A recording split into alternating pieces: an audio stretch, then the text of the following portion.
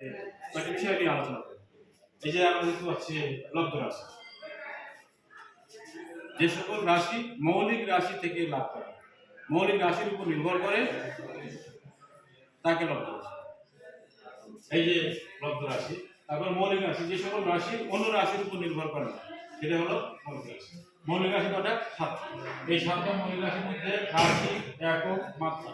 রাশি হলো মৌলিক রাশি দৈর্ঘ্য, ভর, সময়, তড়িৎ প্রবাহ, তাপমাত্রা, পদার্থের পরিমাণ, দ্বিগুণ তীব্রতা। দৈর্ঘ্যের একক মিটার, ভরের কেজি, সময় একক সেকেন্ড, তড়িৎ প্রবাহ অ্যাম্পিয়ার, দ্বিগুণ তাপমাত্রা একক কেলভিন, পদার্থের পরিমাণ মোল, আর দ্বিগুণ তীব্রতা ক্যান্ডেল। তাহলে আমরা সাতটা রাশি এটা তো মনে রাখতে হবে। এই মনে রাখার জন্য আমরা যদি একটা ছন্দ মনে রাখি, তাহলে ছন্দটা এইভাবে দেখতে পাই। এই দেখুন, শত তাপ দিন দৈর্ঘ্য, ছোঁয়াতে সময়, তোয়াতে তাপ তড়িৎ প্রবাহ, তাতে তাপমাত্রা, ভতে পদার্থের পরিমাণ, দ্বিতে দ্বিগুণ তীব্রতা, ভতে ভর, দৈর্ঘ্যতে দৈর্ঘ্য।